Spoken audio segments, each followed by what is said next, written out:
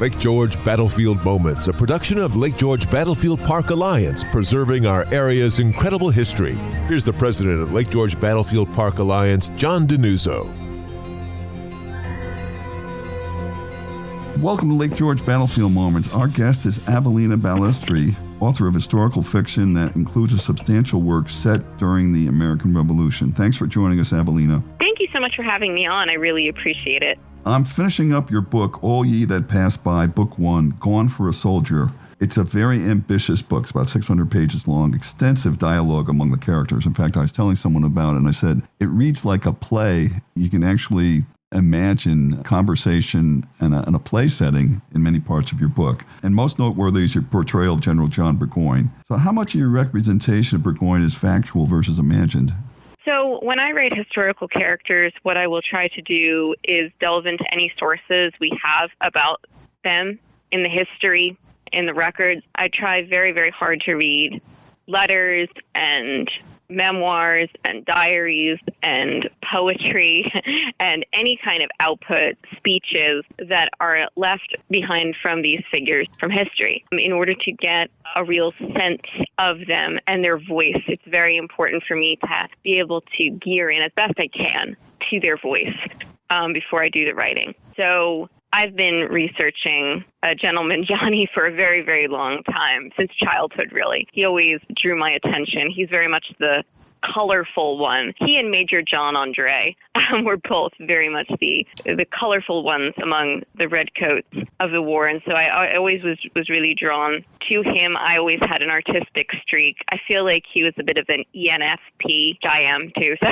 the campaigner and sort of the artist. And he had that kind of extra personality, which, again, I just sort of geared into. And therefore I could kind of understand some of his decisions would be things that I could imagine myself doing under pressure. We have a similar personality type. So yeah, during the writing, I did try very hard to lean into as much of what we have in the record as I possibly could. And then, of course, from there, I would use some of my imagination to fill in the gaps, because when you're putting a real character into a setting where he's going to interact with fictitious characters and there's going to be a plot line involving them, you have to use that imagination. And there's going to be, of course, some degree of artistic license. I think that's the case with any type of work that deals in historical fiction. But for me, I try very hard to use, I suppose, the method of dramatized history more so than what some people think of when they think of historical fiction.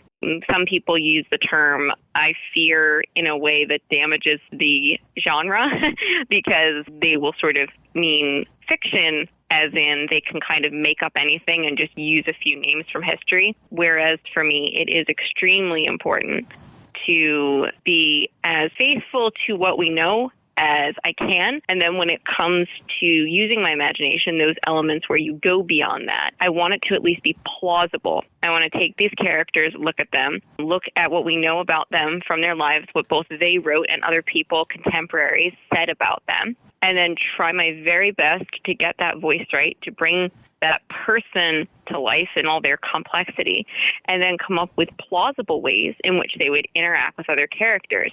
And that, to me, is a matter of ethics because, I think that people forget about the idea of reputation of the dead and being as fair to them as possible, being, again, as authentic to them as possible.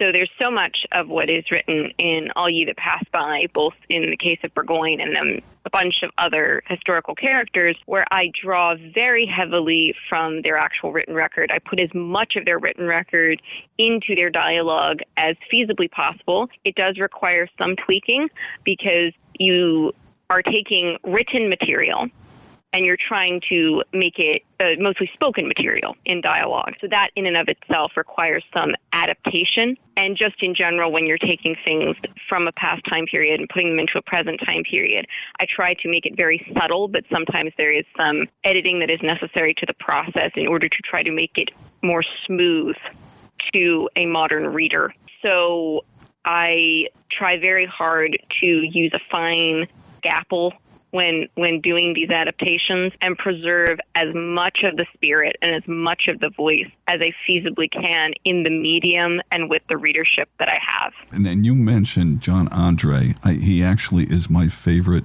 character, if you will, from the Revolution. Oh, yay! And also from the earlier war that was fought in this part of the world. Mm-hmm. Lord George Augustus Howe is probably my favorite. Does he show up anywhere in any of your works? I mean, he's a big name up here. He died at Ticonderoga, as I'm sure you know. He's buried in Albany. Mm-hmm. Is he anywhere in any of the works you've done? So both of those characters you just mentioned, Major John Andre and Lord George Augustus Howe, who I will perpetually connect in my mind because they were very pleasant and outgoing young men with a real verve for life.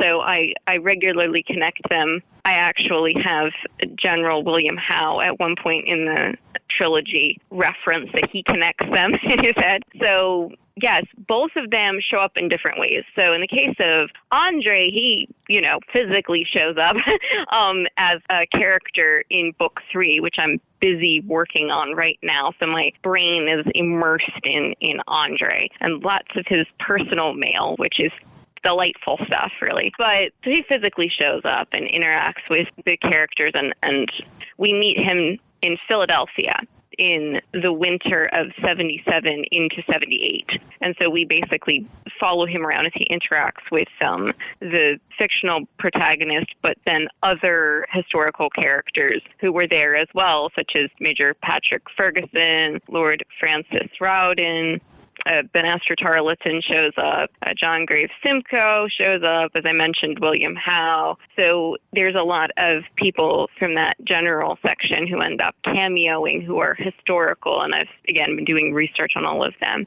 Peggy Shippen? But Peggy Shippen does briefly show up. Okay. She shows up as basically one of Andre's, loyalist lady friends who are helping him plan parties. A good chunk of the Philly section is really Andre having a social schedule. He has to keep the social life going of the British force in Philly. And so a good portion of it is him doing that. And then part of it is him trying to figure out if the protagonist is a spy. So it's a blast. I love Andre to pieces. And I'm honestly kind of relieved that my timeline does not follow him to his disastrous West Point intervention because I don't really want to go there.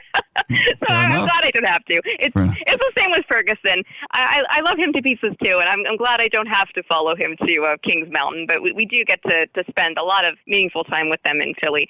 So switching over to Lord Howe.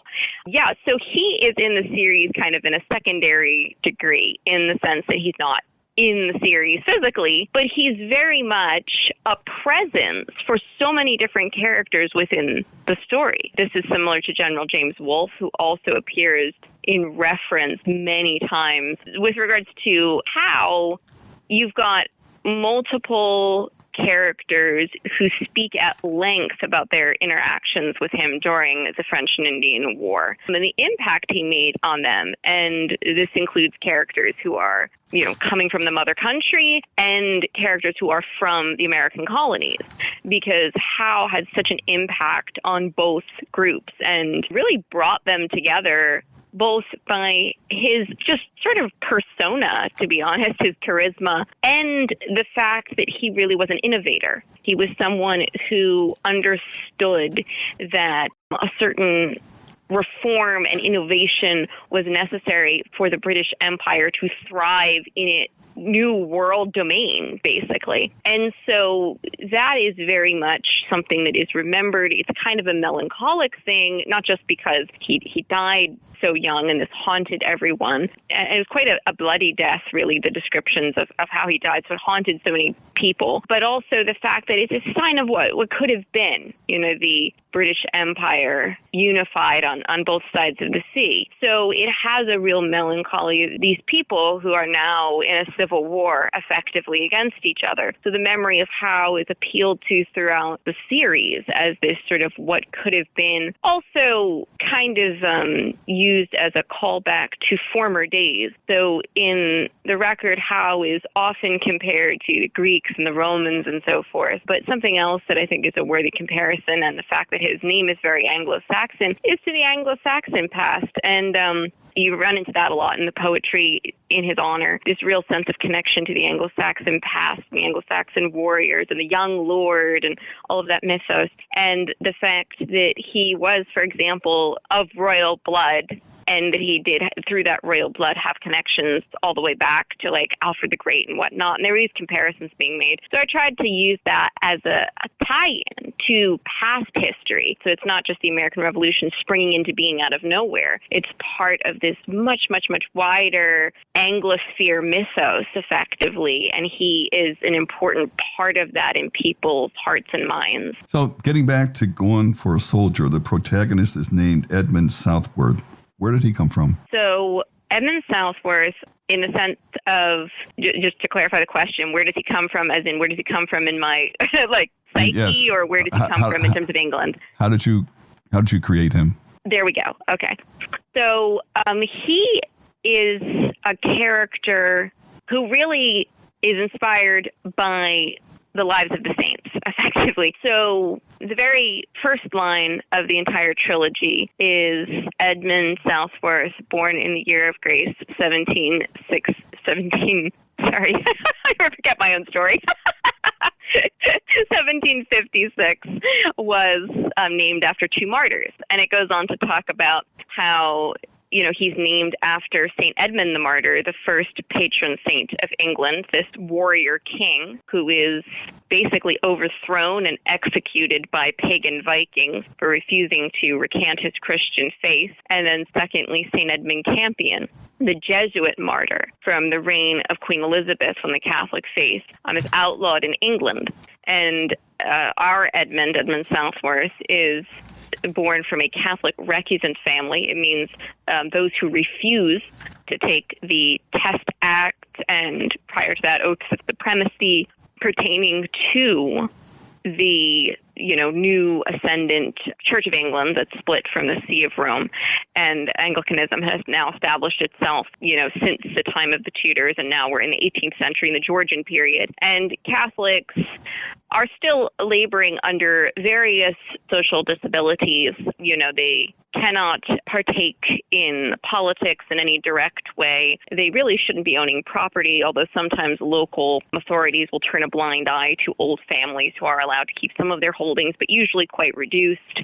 They aren't allowed to pursue various careers, including in the military, and that's what we focus on here, is that Edmund, this young man from this old and noble family that has fallen now on hard times and obscurity due to holding to their faith, wants to be a soldier, wants to be an officer in the British Army, because he wants to prove that he is not a coward and he is not a traitor, which is the constant accusation for Catholics. And so basically, when it comes to Edmund, I really wanted to show the situation of Catholics in the 18th century in Britain and her colonies, because it's something that isn't really known well enough. And I wanted to emphasize their situation, what they went through on a daily basis, too. I tried to lean into the first good chunk of Gone for a Soldier, as you must have noticed, is in England, and it builds up the social circumstance and sometimes the grinding daily difficulty of being a Catholic in England at this time, which really is a difficulty for a young man with dreams, I guess is the best way of putting it. It curtails him, it suppresses him, it cuts him off from his lineage as well. Ned, his friends and family call him, is a descendant of knights. And he has a great deal of honor for that heritage and the thought of chivalry, which is similar to what Gentleman Johnny has, which is where we get into it, where he ends up surrogating Ned and then ultimately trying to prevail upon him to join the British Army and take the Test Act and essentially apostatize from his Catholic faith and become Anglican and go with him to Saratoga, he's not calling it going with him to his campaign to end the rebellion in America. And he's promising him that this will be a great way to finally enter society properly. And so I was just very drawn, I suppose, to that quandary of faith and king and kind of earthly power versus heavenly power and greater and lesser goods, and so many things that you run into with regards to the wonderful play and film A Man for All Seasons. It's my absolute favorite, a great inspiration for it.